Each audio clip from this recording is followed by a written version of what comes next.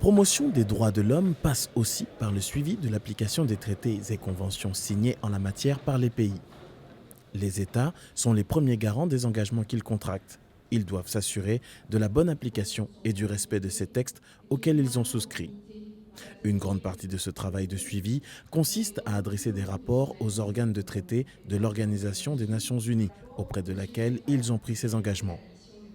Au Mali, la rédaction de ces rapports est confiée au Comité interministériel d'appui à l'élaboration des rapports initiaux et périodiques de mise en œuvre des conventions ratifiées par le Mali, CIMRAP.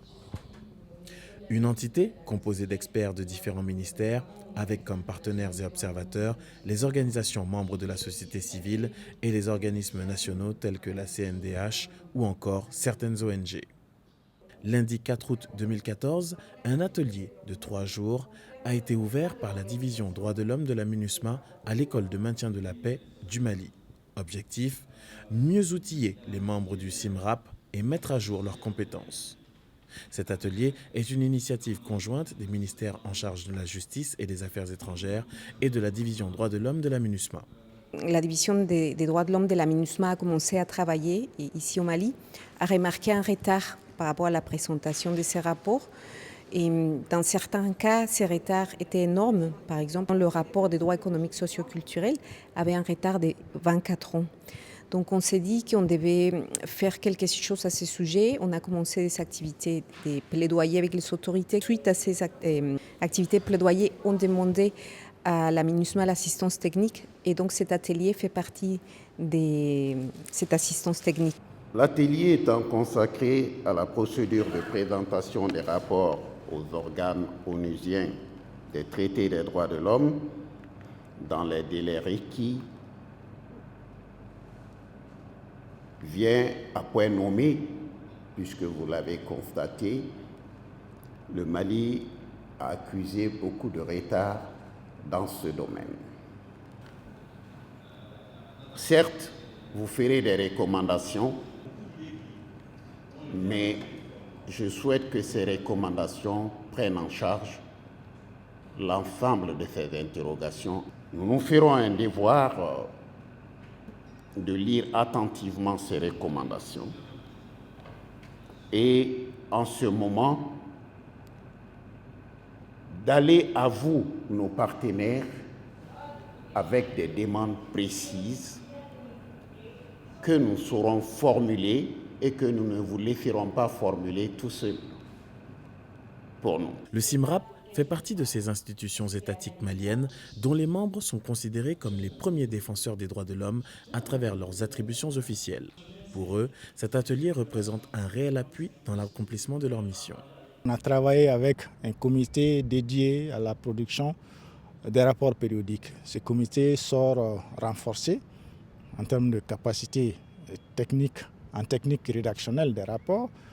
Et également, ça va contribuer à ce que le rapport attendu depuis maintenant près d'une vingtaine d'années soit finalisé, publié et présenté aux organes de traité.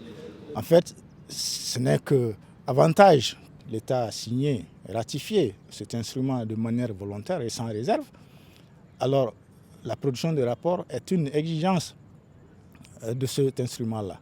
Et quand l'État va produire de manière objective le rapport, il mettra l'accent sur l'ensemble des progrès qu'il a pu réaliser et puis également l'ensemble des difficultés qu'il a rencontrées.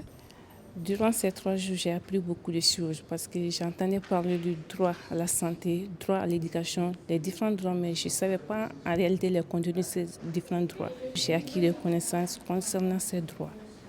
Donc aujourd'hui quand même, je serai capable de transmettre à d'autres participants ou bien à d'autres collègues du service le contenu de ces différents droits. Tout le monde rédige des rapports dans les ministères. Et un rapport à un organe de traité des droits humains, ce n'est pas une chose totalement différente. Et je crois que les personnes peut-être avaient besoin d'être renforcées dans ce rôle. Je crois que ça, on a pu faire. Pour moi, ça, c'est très intéressant que tout le monde dit oui.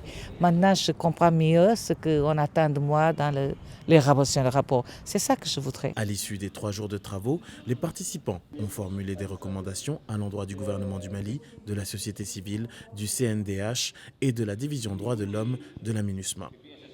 Est-ce qu'il ne faudrait pas mettre en place un secrétariat permanent qui va rester avec le recrutement des cadres, au moins 3 cadres valables, expérimentés, pour pouvoir assurer une certaine pérennité. Et même s'il y a des nouveaux membres qui viennent comme représentants de leur département, déjà il y a un noyau dur qui est là, qui est constitué par ces cadres permanents.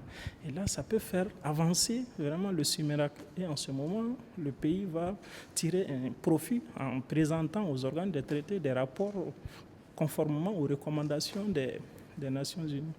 Nous avons atteint l'objectif parce qu'il y a eu des recommandations qui ont été formulées en l'endroit du gouvernement. Donc c'est important. Et ces recommandations vont constituer pour nous une feuille de route. On va savoir exactement qu'est-ce que le gouvernement peut faire, qu'est-ce que la société civile peut faire, qu'est-ce que le CEMERAP lui-même peut faire et qu'est-ce que nous, en tant que MINUSMA et la division des droits de l'homme et le bureau du Haut Commissariat des droits de l'homme pouvons faire. Ça, c'est vraiment important. Je pense qu'avec ces recommandations, nous avons vraiment atteint nos objectifs. Cet atelier aura donc jeté les bases d'une avancée capitale dans le domaine de la rédaction et de la présentation des rapports aux organes de traité dans le contexte post-crise du Mali.